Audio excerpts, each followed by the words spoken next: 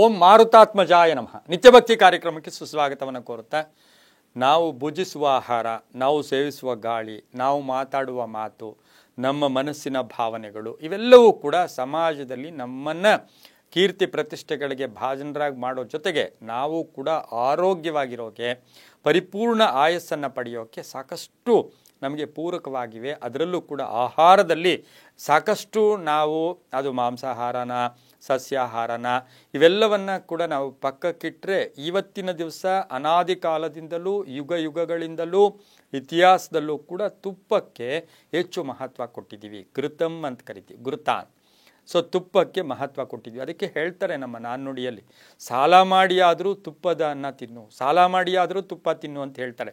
ಆದರೆ ಇವತ್ತಿನ ದಿವಸ ಆ ತಿಂತಕ್ಕಂಥ ತುಪ್ಪ ಇವತ್ತಿನ ದಿವಸ ನಮಗೆ ಆಯಸ್ಸನ್ನು ವೃದ್ಧಿ ಮಾಡುತ್ತಾ, ತುಪ್ಪ ನಮಗೆ ವೃದ್ಧಾಪ್ಯವನ್ನು ದೂರ ಮಾಡುತ್ತಾ ಅಂತಕ್ಕಂಥ ಒಂದು ಪ್ರಶ್ನೆ ಕೂಡ ನಮ್ಮಲ್ಲಿ ಉದ್ಭವಿಸುತ್ತೆ.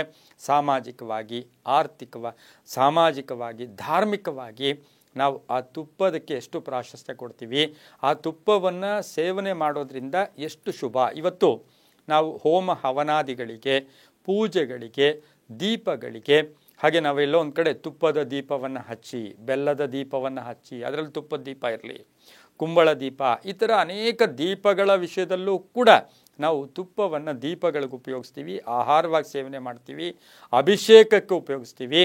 ಆದರೆ ಈ ತುಪ್ಪ ನಮಗೆ ವೃದ್ಧಾಪ್ಯವನ್ನು ದೂರ ಮಾಡುತ್ತಾ ಅಂತಕ್ಕಂಥ ಒಂದು ಪ್ರಶ್ನೆ ನಮ್ಮಲ್ಲಿದೆ. ಅದಕ್ಕೆ ನಾವು ಇತಿಹಾಸದ ಅನುಭವಗಳನ್ನು ತಗೊಂಡು ಇವತ್ತು ಉತ್ತರಿಸೋಕೆ ಹೋಗಿದ್ದೆ. ಆದರೆ ಘೃತಮ್ ಅಂತಕ್ಕಂಥದ್ದು ವೈಜ್ಞಾನಿಕವಾಗಿ ಹೇಳಿದ್ರೆ ಅದು ಸಾಕಷ್ಟು ವಿಟಮಿನ್ ಯುಕ್ತ ಕೂಡ ಆಗಿರುತ್ತೆ. ನಮ್ಮ ದೇಹದಲ್ಲಿರ್ತಕ್ಕಂಥ ಡಿ ವಿಟಮಿನ್ ಇರ್ಬೋದು, ಇ ಅಥವಾ ಕೆ, ಈ ಥರದ ಕೆಲವೊಂದು ವಿಟಮಿನ್ಗಳನ್ನಂದರೆ ಶಕ್ತಿಯನ್ನು ಕೂಡ ನಮಗೆ ಪೂರೈಸುತ್ತೆ.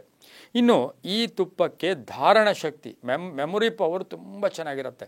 ಯಾಕೆಂದರೆ ನೀವು ಗಮನಿಸಿದಿರೋ ಇಲ್ಲ, ನಾವು ಪುಟ್ಟ ಮಕ್ಕಳು, ನಾವೇ ಮಕ್ಕಳಾಗಿದ್ದಾಗ ಅಥವಾ ನಮ್ಮ ಮಕ್ಕಳಿಗೆ, ನಮ್ಮ ಮೊಮ್ಮಕ್ಕಳಿಗೆ ನಾವೇನು ಮಾಡ್ತೀವಿ, ತುಪ್ಪ, ಉಪ್ಪು, ಅನ್ನ, ತುಪ್ಪ, ಉಪ್ಪು, ಅನ್ನ, ಬಿಸಿ ಬಿಸಿಯಾದ ಅನ್ನಕ್ಕೆ ಒಳ್ಳೆಯ ಶುದ್ಧವಾದ ತುಪ್ಪ ಮತ್ತು ಒಂಚೂರು ಉಪ್ಪನ್ನು ಹಾಕಿ, ಒಂಚೂರು ಮೆಣಸಿನ ಪುಡಿ ಇರ್ಬೋದು, ಚೆನ್ನಾಗಿ ಕಲಿಸ್ಬಿಟ್ಟು ಆ ಮಕ್ಕಳಿಗೆ ಚಂದ್ರನನ್ನು ತೋರಿಸುತ್ತಾ ಚಂದಮಾಮ ಬಾರೋ ಅಂತ ಹೇಳಿಬಿಟ್ಟು ನಾವು ಒಂದು ಹಾಡನ್ನು ಹೇಳ್ತಾ ಚಂದಮಾಮ ಬಾ ಬಾ ಬಾ ಅಂತ ಕರೀತಾ ಆ ಮಕ್ಕಳಿಗೆ ತಿನ್ನಿಸಿದ್ದೆ ಆದರೆ ಆ ಮಕ್ಕಳು ಎಷ್ಟು ಪೌಷ್ಟಿಕವಾಗಿದ್ದಂಥದ್ದು ನಾವೆಲ್ಲರೂ ಕೂಡ ಆ ಅನುಭವವನ್ನು ಕೂಡ ಪಡ್ಕೊಂಡಿದ್ದೀವಿ. ಇಲ್ಲಿ ತುಪ್ಪ ಎಷ್ಟು ವರ್ಕ್ ಆಗುತ್ತೆ ಅಂದರೆ ಆ ಮಕ್ಕಳಿಗೆ ಧಾರಣ ಶಕ್ತಿ, ಮೆಮೊರಿ ಪವರ್ ಕೂಡ ರೈಸ್ ಆಗ್ತಕ್ಕಂಥದ್ದು, ದುಷ್ಟಶಕ್ತಿಗಳಿಂದ ಮಕ್ಕಳನ್ನು ದೂರ ಮಾಡುತ್ತೆ, ದುಷ್ಟಶಕ್ತಿಗಳಿಂದ ಮಕ್ಕಳನ್ನು ದೂರ ಮಾಡುತ್ತೆ, ಆಲೋಚನೆಗಳು ಚೆನ್ನಾಗಿರುತ್ತೆ.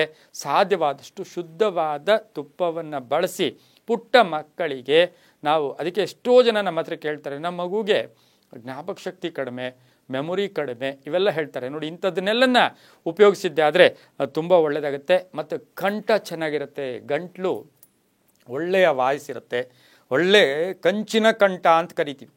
ಅಂದರೆ ಆ ಕಂಚು ಹೇಗೆ ಆ ಸೌಂಡ್ ಬರುತ್ತೆ ಆ ಥರದ ಸೌಂಡು ಕೂಡ ಆ ಮಕ್ಕಳಲ್ಲೂ ಬರುತ್ತೆ. ಕೋಪಗಳು ಕಡಿಮೆ ಆಗುತ್ತೆ, ಆವೇಶ ಕಡಿಮೆ ಆಗುತ್ತೆ, ಆರೋಗ್ಯ ವೃದ್ಧಿ ಆಗುತ್ತೆ, ಮುಖದ ಛಾಯೆ ಕೂಡ ಬದಲಾಯಿಸುತ್ತೆ. ಅದರ ಜೊತೆಗೆ ನಾವು ನಡೆದು ಹೋದ ಘಟನೆಗಳು, ಏನೋ ನಡೆದು ಹೋಗಿರೋ ಘಟನೆಗಳನ್ನೆಲ್ಲ ನಾವು ಹೊಸ ಹೊಸ ಉರುಪುಗಳೊಂದಿಗೆ ಮುಂದೆ ಹೋಗೋಕ್ಕಾಗತ್ತೆ. ವಿದ್ವತ್ತು, ಬುದ್ಧಿಶಕ್ತಿ ಇವೆಲ್ಲವೂ ಕೂಡ ನಮ್ಮಲ್ಲಿ ಆ ಮಕ್ಕಳಿಗೂ ಕೂಡ ಬರುತ್ತೆ. ಅದರ ಜೊತೆಗೆ ವೃದ್ಧಾಪ್ಯವನ್ನು ದೂರ ಮಾಡುತ್ತಾ ಅಂದರೆ ಹೌದು. ಯಾಕೆಂದರೆ ಪ್ರತಿ ಮನುಷ್ಯನಿಗೂ ಕೂಡ ಒಂದು ಸ್ವಲ್ಪ ವಾರಕ್ಕೆ 2 ಬಾರಿಯಾದರೂ ಒಂದು ಚೂರು ತುಪ್ಪ ದೇಹಕ್ಕೆ ಹೋಗಿದ್ದೆ ಆದರೆ ಆ ವ್ಯಕ್ತಿಯ ಆಯಸ್ಸು, ನಮಗೆ ಆ ವ್ಯಕ್ತಿ ಎಷ್ಟು ಇದ್ದಾನೆ, ಎಷ್ಟಿರ್ತಾನೆ ಅಂತಲ್ಲ, ಆತನಿಗೆ ಆ ವೃದ್ಧಾಪ್ಯ ದೂರ ಆದಾಗ ಯೌವನ, ಮಾನಸಿಕ ಒಂದು ಸದೃಢತೆ ಕೂಡ ಬರುತ್ತೆ ಅಂತ ಹೇಳ್ತಾ, ಎಲ್ಲವೂ ನಂಬಿಕೆಯ ಆಧಾರದಲ್ಲಿ ಅಂತ ಹೇಳ್ತಾ, ಸರ್ವೇ ಜನಾ ಸುಖಿನೋ ಭವಂತು, ಸಮಸ್ತ ಸನ್ಮಂಗಳಾನಿ ಭವಂತು.